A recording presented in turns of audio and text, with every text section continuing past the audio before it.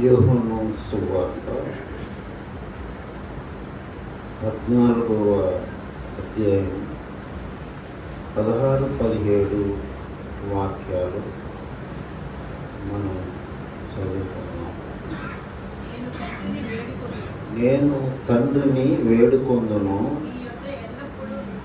మీ యొద్ద ఎల్లప్పుడూ ఉండుటకై ఆయన వేరొక ఆదరణకర్తను అనగా సత్యస్వరూపియగు ఆత్మను మీకు అనుగ్రహించును.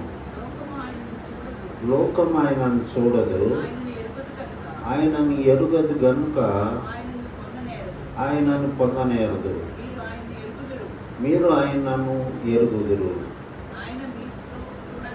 ఆయన మీతో కూడా నివసించును, మీలో ఉండును. ప్రార్థన చేస్తాం. పరిశుద్ధుడైన దేవ, కృప కలిగిన ప్రభువా, నీ ఘనమైన గొప్ప నామానికి వేలాది స్తుతులు చెల్లిస్తున్నాం. ప్రభువా నాయన, వచ్చిన ప్రతి బిడ్డని మీ వాక్యం ద్వారా మాట్లాడండి. ప్రభువా నాయన, ఈ పరిశుద్ధాత్మని గూర్చి ధ్యానం చేయబోతుండగా మాకు గ్రహింపు దయచేయండి. ప్రభువా నాయన, మరి వచ్చిన ప్రతి బిడ్డలతో మీరు మాట్లాడండి, మీరు మీ వాక్యం ద్వారా స్వస్థపరచండి. దేవానైనా ఈ యొక్క బల్లారాధనలో మేము పరిశుద్ధంగా పాల్పొందటానికి మీ కృప మాకు దయచేయమని యేసుక్రీస్తు సర్వశక్తి నామంలో ప్రార్థిస్తున్నాము తండ్రి, ఆమేన్. ఇక్కడ యేసు ప్రభు శిష్యులతో చెప్తున్నాడు, నేను తండ్రిని వేడుకుంటాను, మీ వద్ద ఎల్లప్పుడూ ఉండుటకై ఆయన వేరొక ఆదరణకర్తను అనగా సత్యస్వరూపి అయిన ఆత్మను మీకు అనుగ్రహించును. శిష్యులు ఇది అర్థం చేసుకోవాలి. ప్రభు అనేక మార్లు నేను మిమ్మల్ని అనాథులుగా విడిచిపెట్టను అని చెప్తా, మరి ఈ మాట కూడా చెప్తున్నాడు. ఈ పరిశుద్ధాత్ముడు అంటే ఒక మిస్టరీ అని చాలామంది అంటారు. అంటే ఈ ట్రినిటీని మిస్టరీ అంటారు. తండ్రి దేవుడు, కుమారుడు దేవుడు, పరిశుద్ధాత్మ దేవుడు. కాబట్టి కొంతమంది ఏమంటారంటే, సాతాను ఏం చేసిందంటే కొంతమందికి యెహోవాయే దేవుడు అని చెప్తారు. వాళ్ళు యేసుక్రీస్తుని దేవుడిగా అంగీకరించరు. తర్వాత పరిశుద్ధాత్ముని ప్రస్తావన తేరా. కొంతమంది ఏమో యేసుక్రీస్తే దేవుడు అంటారు. చర్చ్ ఆఫ్ క్రైస్ట్ వాళ్ళు యేసుక్రీస్తే దేవుడు అంటారు. కొంతమంది ఏమంటారంటే ఇక పరిశుద్ధాత్ముడే దేవుడు, యేసుక్రీస్తు భూమి మీద పని అయిపోయింది, ఇక పరిశుద్ధాత్ముడే దేవుడు అన్నట్లు చెప్తారు. ఏదేమైనా ఆయన ఏం చెప్తున్నాడంటే తండ్రి, కుమార, పరిశుద్ధాత్మ దేవుడు, మనం విశ్వసించే దేవుడు త్రియేక దేవుడు. కాబట్టి ఆయన మొట్టమొదటిసారిగా చెప్తున్నాడు శిష్యులకి, యేసు ప్రభువే స్వయంగా ప్రకటిస్తున్నాడు, నేను వెళ్ళిపోతున్నాను, నేను వెళ్ళిపోతే మీరేమి మరి ఒంటరిగా ఉండరు, మీకు ఆదరణకర్తను నేను పంపుతాను, ఆయన మీతో ఉంటాడు, మీలో ఉంటాడు అని చెప్తున్నాడు. మనం యోహాను సువార్త 3వ అధ్యాయం 34వ వాక్యం మనం చూసినట్లయితే, మరి ఆయన యేసు ప్రభుని కొలతలేని ఆత్మతో నింపినట్లు మనం చూస్తాం అన్నమాట. 3వ అధ్యాయము 34వ వాక్యం. యోహాను సువార్త 3వ అధ్యాయం 34వ వాక్యం.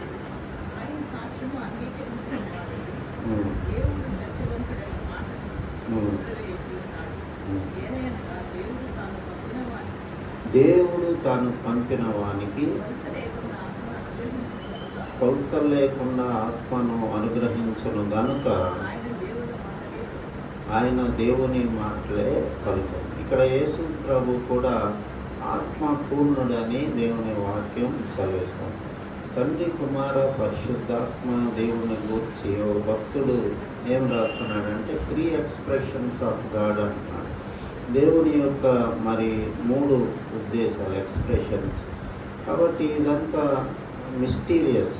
మామూలుగా ట్రినిటీ అనేది ఆత్మ సంబంధమైన వ్యక్తులే గ్రహించగలరు, కానీ తండ్రి, కుమార, పరిశుద్ధాత్ముడు అనే మర్మాన్ని సామాన్యులు గ్రహించలేరు. అందుకని ప్రభు అన్నాడు, లోకం ఆయనను ఎరుగదు కనుక ఆయన్ని తెలుసుకోలేదు అని చెప్తున్నారు. కాబట్టి దేవుడు యేసు ప్రభు భూమి మీద నుంచి వెళ్ళినప్పుడు పరిశుద్ధాత్మని అనుగ్రహించి వెళ్ళి అనేకమైన బాధ్యతలు పరిశుద్ధాత్మకి మరి తండ్రి దేవుడు, కుమారుడు దేవుడు అనుగ్రహించారు. వాటిలో ఇప్పుడు ఎవరన్నా రక్షణ పొందారంటే పరిశుద్ధాత్ముడు సహాయం లేకుండా ఎవ్వరు కూడా రక్షణ పొందలేరు. మనం 16వ అధ్యాయము యోహాను సువార్త 8వ వాక్యములో ఆయన వచ్చి పాపమును గూర్చియు, నీతిని గూర్చియు, తీర్పుని గూర్చియు మరి చెప్తాడని ఉంటుందన్నమాట. ఆయన వచ్చి మంచేదో, పాపమేదో, నీతి ఏదో ఆయన వచ్చి తెలియజేస్తాడని అక్కడ ఉంటుంది. తర్వాత ఇంకేముంటుంది? యోహాను సువార్త 16వ అధ్యాయం 13వ వాక్యంలో ఆయన అయితే ఆయన అనగా సత్య స్వరూపి అయిన ఆత్మ వచ్చినప్పుడు మిమ్ముని సర్వ సత్యములోనికి నడిపించు. ఆయన తనంతటి తానే ఏమీ బోధింపక వేటిని విన్నో వాటిని బోధించి సంభవింపబో సంగతులను మీకు తెలియజేయను. ఆయన నా వాటిలో నుండి తీసుకొని మీకు తెలియజేయను గనుక నన్ను మహిమ పరచును. కాబట్టి ఇక్కడ హోలీ స్పిరిట్ గాడ్ యొక్క ఫంక్షన్స్ చెప్తున్నారు బైబిల్లో. మొట్టమొదటిది ఏంటంటే ఆయన చేసే పని పాపాన్ని గూర్చి, నీతిని గూర్చి, అంటే ఏది పాపం, ఏది నీతి, ఏది మంచి, ఏది చెడు అని మనకి ఒప్పింపజేస్తూ ఉంటాడు పరిశుద్ధాత్మ దేవుడు. రెండో పని ఏంటంటే ఆయన యేసు క్రీస్తుని గ్లోరిఫై చేస్తూ ఉంటాడు. ఆయన నా సంగతులే మరి నా వాటిలో తీసుకొని మీకు తెలియజేయను గనుక నన్ను మహిమ పరచను. కాబట్టి పరిశుద్ధాత్మ దేవుడు ఇది ఒక అద్భుతమైన సంబంధం. తండ్రి, కుమార, పరిశుద్ధాత్ముడు. ఎవరు కూడా నేను ఎక్కువ లేకపోతే మిగతా వాళ్ళు తక్కువ అని లేదు ఇక్కడ బైబిల్లో. ముగ్గురు కూడా సమానులు. కాకపోతే ఒక ఆర్డర్ ఉంది. ఆర్డర్ ప్రకారం తండ్రి, కుమారుడు, పరిశుద్ధాత్ముడు, కానీ ఎవరికంటే తక్కువేమీ కాదు. కాబట్టి యేసు ప్రభు చనిపోయినప్పుడు కూడా ఆత్మ పోయి యేసు ప్రభుని మరి నా పరిశుద్ధిని కుళ్ళు పట్టనీయవు అని కీర్తన గ్రంథంలో దావీదు రాస్తాడు. కాబట్టి ఈ యొక్క పరిశుద్ధాత్ముని యొక్క మరి క్రియలు, తర్వాత ఆయన యొక్క బాధ్యతలు ఏంటంటే మొట్టమొదటిగా భూమి మీద పాపాన్ని గూర్చి ఆయన ఒప్పింపజేస్తూ ఉంటాడు. రెండోదిగా యేసు ప్రభు నామాన్ని మహిమ పరుస్తూ ఉంటాడు. మూడోది ఏంటంటే ఆయన నిత్య జీవం మనకి అనుగ్రహిస్తాడన్నమాట. మనం యోహాను సువార్త 3వ అధ్యాయం 3వ వాక్యంలో ఒకడు తిరిగి జన్మిస్తేనే కానీ మరి వాడు పరలోక రాజ్యం చూడని మనం చూస్తామన్నమాట. ఆయన మరి ఎఫెసీయులకు రాసిన పత్రిక 2వ అధ్యాయం 1వ వాక్యంలో మనం ఏం చూస్తామంటే మరి మీరు మీ పాపంలో వలన, అపరాధంలో వలన చనిపోయి ఉండగా ఆయన క్రీస్తులో మిమ్మల్ని బ్రతికిచ్చాడని ఉంటుంది. కాబట్టి క్రీస్తులు అంటే క్రీస్తు ఆత్మలో మనల్ని బ్రతికించడం. కాబట్టి పరిశుద్ధాత్ముడు మనల్ని ఒప్పిస్తాడు. రెండవదిగా ఆయన యేసు ప్రభుని మహిమపరుస్తాడు. మూడవదిగా ఆయన ఏం చేస్తాడంటే మనకి జీవము ఇస్తాడనమాట. ఆత్మను పొందుకున్నావని అడుగుతారు చాలామంది. కొంతమంది రక్షణ పొందుకున్నావా అని అడుగుతారు. కొంతమంది అయితే ఇంకా ముందుకెళ్ళి ఆత్మను పొందుకున్నావా అని అడుగుతారు. కాబట్టి ఆత్మ మనల్ని జీవింపచేస్తూ ఉంటుంది. తర్వాత పరిశుద్ధాత్ముడు మనలో నివసిస్తూ ఉంటాడు. మనము కొరింథీ పత్రిక 1వ పత్రిక 6వ అధ్యాయం మరి చివరి వాక్యాల్లో మరి మీ దేహం దేవుని వలన అనుగ్రహించబడి పరిశుద్ధాత్మకు ఆలయమని మీరు ఎరుగురా, మీరు మీ సొత్తు కాదు, విలువ పెట్టి ఉండబడి. కాబట్టి ఈ ఆత్మ మనలో నివసించకపోతే మనం ఈ లోకంలో పాపాన్ని జయించలేమన్నమాట. ఈ ఆత్మని అందుకని మనం చర్చలకు వెళ్ళి ఎప్పటికప్పుడు దేవుని వాక్యంతో దేవుని ఆత్మతో మనల్ని ఛార్జీ చేసుకుంటా ఉంటాం అన్నమాట. ఈ ఆత్మ మరి మనలోకి దేవుని వాక్యంతో పాటు ఈ ఆత్మ కూడా పనిచేస్తూ ఉంటుంది. ఇది మనలోకి వచ్చినప్పుడు మనం కరెక్ట్గా ఉన్నామా లేదా అనేది మనలో నివసించి మనల్ని నడిపిస్తూ ఉంటాడన్నమాట. కాబట్టి తర్వాత ఈ యొక్క పరిశుద్ధాత్ముడు ఏం చేస్తాడంటే మనకి శక్తిని పవర్ ఇస్తాడన్నమాట.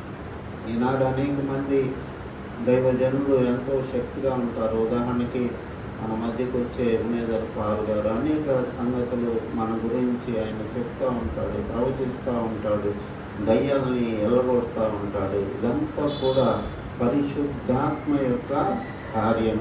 మనం యోహాను సువార్త 20వ అధ్యాయం 22వ వాక్యం చూసినట్లయితే యేసు ప్రభువే మరి శిష్యుల మీద ఊదినప్పుడు వాళ్ళకి పరిశుద్ధాత్మ వస్తుందని ఉంటుంది.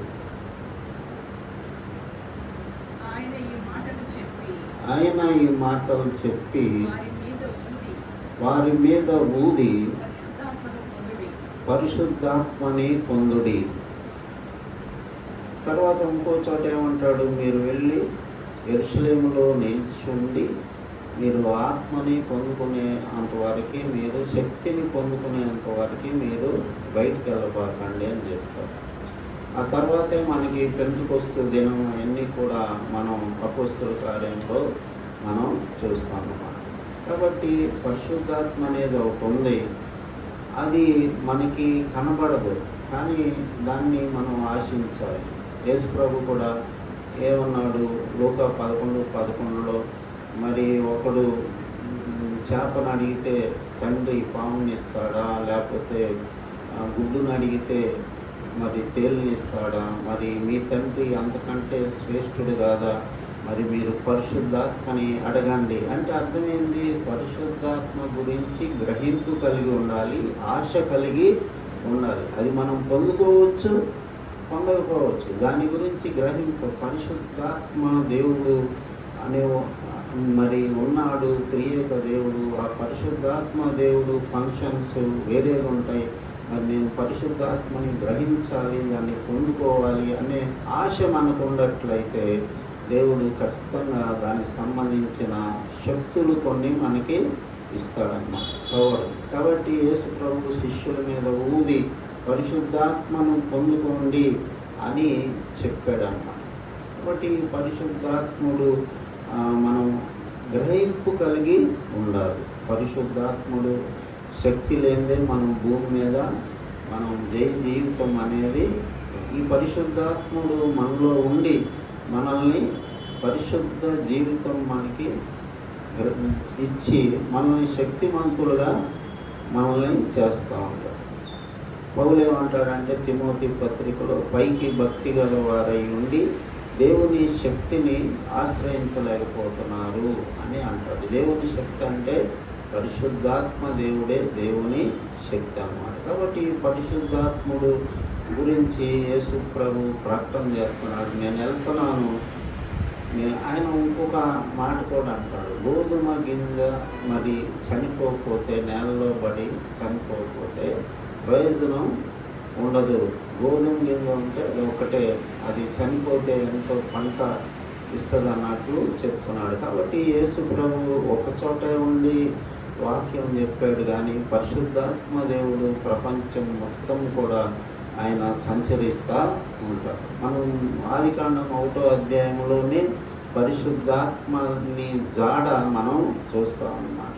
ఆది యందు దేవుడు భూమి ఆకాశములను సృజించెను, మరి ఆత్మ జలాలపై అల్లాడుతూ ఉన్నాడని మనం ఆదికాండం మొదట్లోనే పరిశుద్ధాత్మ గురించి రిఫరెన్స్ మనం చూస్తాం. అదేవిధంగా యేసు ప్రభువుని గురించి కూడా మన స్వరూపంలో మన పోలికలో మనం నరుని చేద్దామని తండ్రి కుమార పరిశుద్ధాత్మ దేవుడు ముగ్గురు కలిసి మాట్లాడుకోవటం మనం చూస్తాం. కాబట్టి ఈ యొక్క ఆదికాండం నుంచి ప్రకటన గ్రంథం వరకు తండ్రి కుమార పరిశుద్ధాత్ముడు యొక్క బ్యూటిఫుల్ రిలేషన్షిప్ మనం చూస్తామన్నమాట. తర్వాత మరి పరిశుద్ధాత్ముడు ఏం చేస్తాడంటే మనకి వరాలు ఇస్తాడన్నమాట. మనం కొరింథీయులకు రాసిన పత్రిక 12వ అధ్యాయంలో అనేక వరాలు మొదటి నుంచి మనం చూసినట్లయితే పరిశుద్ధాత్మ దేవుడు వరాలు ఇస్తాడు. ఒకటికి బుద్ధి వాక్యము, ఒకరికి జ్ఞానవాక్యము, రకరకాలుగా మరి ఒకరికి ప్రవచనము, ఒకరికి భాషలు మాట్లాడటం అన్నీ కూడా మనం చూస్తాం అన్నమాట. అంటే ఏంటి, ఒక స్పెషల్గా ఒక విశ్వాసిని పరిశుద్ధాత్మ దేవుడు తయారు చేస్తూ ఉంటాడు. ఉదాహరణకి యుద్ధానికి వెళ్ళే సైనికుడికి స్పెషల్ డ్రెస్ ఉంటుంది. అట్లాగే ఆస్ట్రోనాట్ చంద్రమండలానికి వెళ్ళే వ్యక్తికి ఒక స్పెషల్ డ్రెస్ ఉంటుంది, మామూలుగా వెళ్ళలేరు అన్నమాట. అట్లాగే పరిశుద్ధాత్మ దేవుడు ఈ లోకంలో మన పాపం అంతా నిండి ఉన్నప్పుడు ఆ పాపానికి భిన్నంగా జీవించే శక్తిని మనకి అనుగ్రహిస్తూ ఉంటాడు. అందుకనే దేవుడు వరాలని పెట్టాడు. సంఘ క్షేమాభివృద్ధి కోసం మీరు ప్రవచన వరాన్నే అపేక్షించండి అని పౌలు కొరింథీయులకు రాసిన పత్రిక 14వ అధ్యాయంలో చెప్తాడు. అన్నిటికంటే ముఖ్యంగా ఈ పరిశుద్ధాత్మ యొక్క పరిశుద్ధాత్మని చాలామంది మిస్యూజ్ చేస్తున్నారని కొన్ని సంఘాలు పరిశుద్ధాత్ముడు ప్రస్తావన తేవట్లేదు. ఉదాహరణకి భక్సింగ్ గారి సంఘంలో పరిశుద్ధాత్మని గురించి వాళ్ళు నమ్ముతారు. ఏమని నమ్ముతారంటే పరిశుద్ధాత్మ ద్వారా రక్షణ అని నమ్ముతారు, కానీ దాని గురించి ఎక్కువగా భాషలు మాట్లాడటం అనేది ఆ సంఘంలో వాళ్ళు ప్రవేశపెట్టరు అన్నమాట. కారణం ఏంటంటే ఆ సాతాను కూడా వచ్చి ఆ భాషలు మాట్లాడి సంఘాన్ని గలిబిలి చేస్తుందని మరి ఆ భక్తుడు ఏం చేశాడంటే అది మనకు వద్దులే అని దాని గురించి లోతుల్లోకి వెళ్ళకుండా యేసు ప్రభు గురించే కాన్సన్ట్రేట్ చేశారు. మన 14వ అధ్యాయం కొరింథీయులకు రాసిన పత్రిక 14వ అధ్యాయం 33వ వాక్యంలో పరిశుద్ధాత్ముడు అల్లరికి కర్త కాదు, సమాధానానికి కర్త అని ఉంటుంది. చదవండి. పరిశుద్ధుల సంఘములో అన్నిట్లో దేవుడు సమాధానమునకి కర్త కానీ అల్లరికి కర్త కాదు. కాబట్టి చాలామంది గోల చేస్తూ ఉంటారు. పరిశుద్ధాత్ముడు వచ్చాడని మామూలుగా ఈ కొలువుల్లో దయ్యాలు పట్టిన వాళ్ళు ఎట్లా ఎగురుతారో అట్లా ఎగిరి పెద్ద పెద్దగా చప్పట్లు కొట్టి ఆరాధనని జడగొడతా ఉంటారు. ఇదంతా కూడా పరిశుద్ధాత్మ కార్యం కాదు. పరిశుద్ధాత్ముడు సమాధానానికే కర్త కానీ అల్లరికి కర్త కాదు. మనం అది గ్రహించాలి. వాక్యాన్ని బట్టి అక్కడ పరిశుద్ధాత్ముడు ఉన్నాడా లేడా, అక్కడ ఏముంది అనేది మనకి తెలుసు. పరిశుద్ధాత్మ శక్తి ఉంటే ఎక్కువగా మనుషులు మారు మనసు పొందుతూ ఉంటారు. త్రాగుబోతులు మరి త్రాగుడు మానేస్తూ ఉంటారు. ఉదాహరణకి జాన్ వెస్లీ పరిచర్య చాలా గొప్ప పరిచర్య. ఇంగ్లాండ్ దేశాన్నే కదిలిచ్చింది అది ఆయన పరిచర్య. మరి అక్కడ బార్లు ఎన్ని కూడా మూసేసేవాళ్ళు. ఆయన పరిచర్యలో చాలా అద్భుతం ఏంటంటే ఈ యొక్క బార్లు కానీ తర్వాత ప్రాస్టిట్యూట్ హౌసులు కానీ అన్నీ కూడా మూసేశారు అని చెప్తారన్నమాట. కాబట్టి పరిశుద్ధాత్ముడు పని ఏంటంటే గోల చేయటం, భాషలు మాట్లాడటం కంటే కూడా సమాధానానికి అన్నమాట. కాబట్టి పరిశుద్ధాత్ముడు గురించి మనం దృష్టి పెట్టాలి, ఆలోచన చేయాలి. కొంతమంది నన్ను పరిశుద్ధాత్మతో నింపని ఊరక గోల చేస్తారు దేవుని దగ్గర. సరైన జీవితం లేకుండా పరిశుద్ధాత్మతో నింపని ఒత్తిడి చేస్తే ఏం జరుగుతుందంటే దురాత్మలు మనలోకి వచ్చేస్తాయి. సరైన జీవితం మనలో ఉన్నప్పుడు దేవుడు మనం అడగకపోయినా కానీ ఆయన పరిశుద్ధాత్మను ఇచ్చే దేవుడు, వరాలు ఇచ్చే దేవుడు. మరి రాజ్ కుమార్ గారు అనే దైవజనుడు నాకేం చెప్పాడంటే నీకు దేవుడు 2 వరాలు ఆల్రెడీ ఇప్పుడు ఇచ్చాడని చెప్పాడన్న. కాబట్టి నేను అడగల నాకు పరిశుద్ధాత్మ ఇయ్యమని. ఆయన ఏం చెప్పాడు, ఒకటి చెప్పాడు, రెండోది నేను సరిగా అడగలేదు, నీకు స్వస్థత వరం ఉందని ఆయన చెప్పాడు. కాబట్టి మనం అడగాల్సిన అవసరం లేదు, ఆయనకి తెలుసు ఎవరికి ఏ వరం ఇస్తే సంఘ క్షేమం, సంఘం డెవలప్ అవుతుందని ఆయనకి తెలుసు అన్నమాట. కాబట్టి ఈ పరిశుద్ధాత్మ దేవుణ్ణి మనం ఎప్పుడు కూడా దేవుడిగా చూడాలి, కానీ మరి దాన్ని మనం మర్చిపోకూడదు. మనం కలుసుకోవాలి, మనం అడగాలి, పరిశుద్ధాత్మని అడగాలి, తర్వాత దాన్ని గ్రహించాలి. ముఖ్యంగా పరిశుద్ధాత్మ దేవుడు చేసే పనులేంది, మనం మరి మనలో ఏమన్నా మనలో ఉన్న పాపాన్ని మరి అది పరిశుద్ధాత్ముడు ఎప్పుడు కూడా చూపెడతా ఉంటాడు, అదే గుర్తాను. తర్వాత ఒక్కోసారి కొంతమంది దైవజనులు వాక్యం చెప్పేటప్పుడు బలమైన పరిశుద్ధాత్మ వచ్చి మనకి తెలియకుండా ఏడుపు వస్తాడు. ఒకసారి విజయనగరం మీటింగ్లో ఒక బోధకుడు వాక్యం చెప్పినప్పుడు అదే అనుభవం నాకు వచ్చింది. ఎందుకంటే కళ్ళ నీళ్ళని. కాబట్టి పరిశుద్ధాత్మ దేవుడు మన పాపాన్ని బయటకు తీసినప్పుడు మనకి అలాంటి అనుభవాలు కూడా మనకి కలుగుతాయి. తర్వాత పరిశుద్ధాత్ముడు దుఃఖపడతాడు. పరిశుద్ధాత్మను దుఃఖపరచకుడి అని ఉంటుంది. ఎక్కడుంది? తెస్సలోనికల పత్రిక 5వ అధ్యాయం 1 తెస్సలోనికల పత్రిక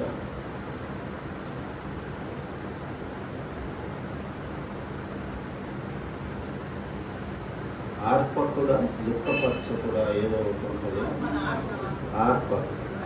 పరిశుద్ధాత్మని ఆర్పకుడి అని ఉంటుంది.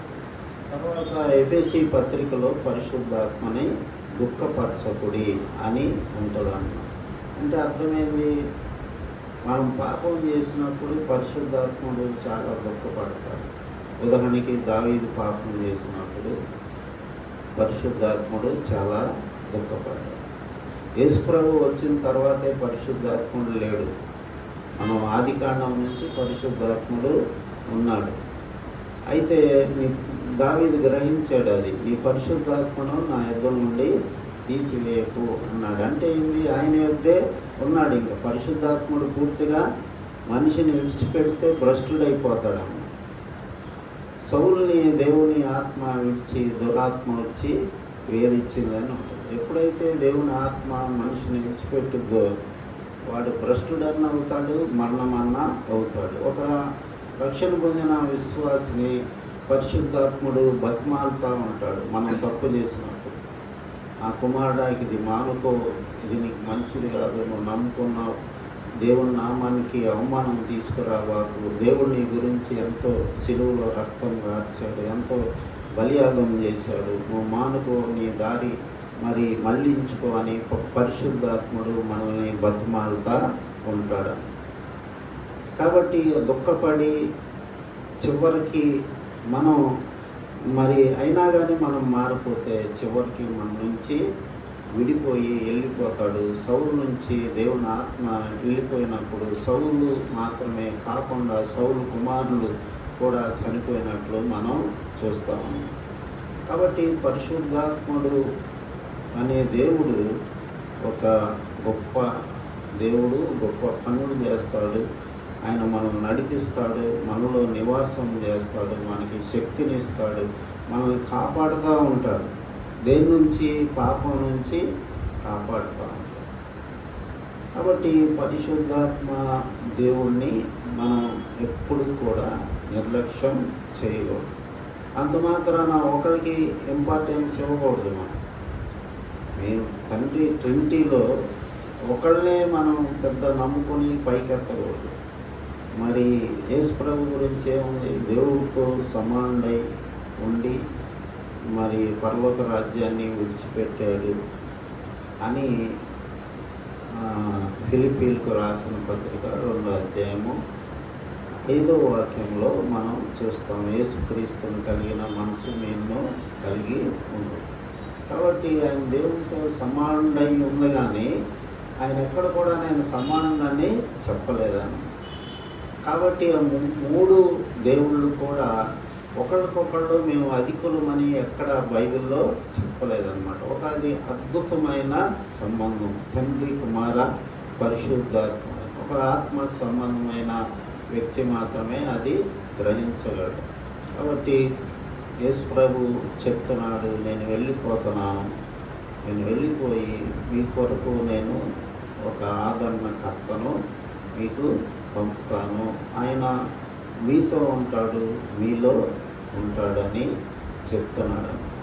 ఇంకో చోట ఏమంటాడు, మిమ్మల్ని నేను అనాథులుగా విడిచిపెట్టినా.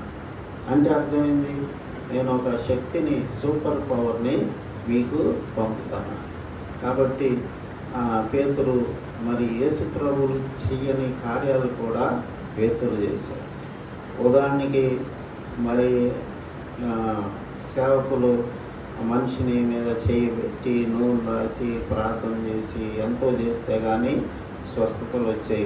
కానీ పేతురికి ఎంత అభిషేకం ఉందంటే, ఆయన నడిచి వెళ్ళిపోతే నీడబడితే మొత్తం రోగులందరూ కూడా స్వస్థపడినట్లు మనం చూస్తాం.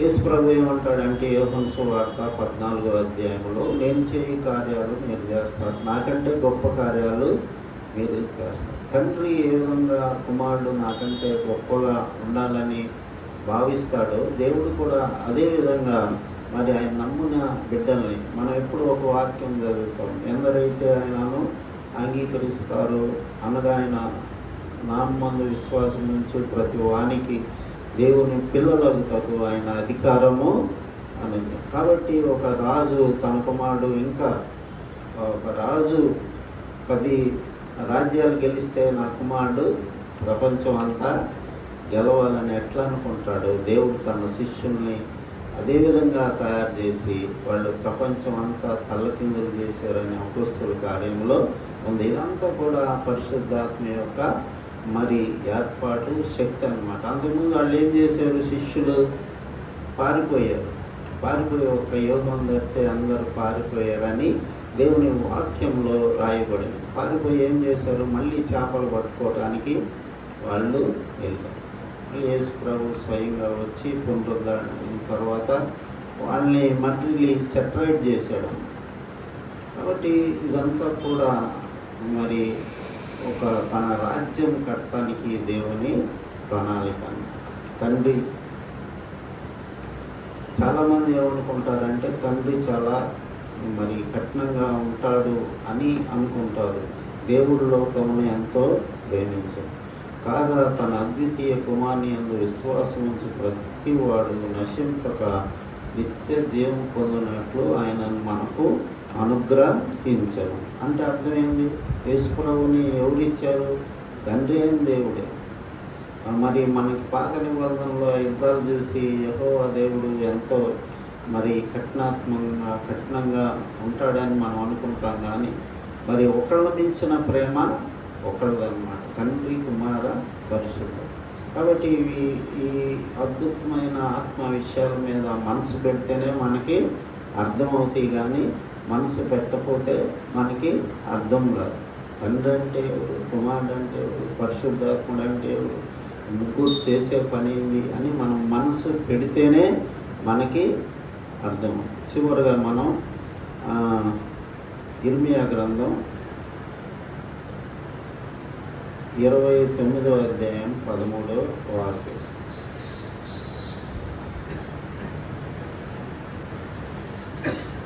ఇర్మియా గ్రంథం 29.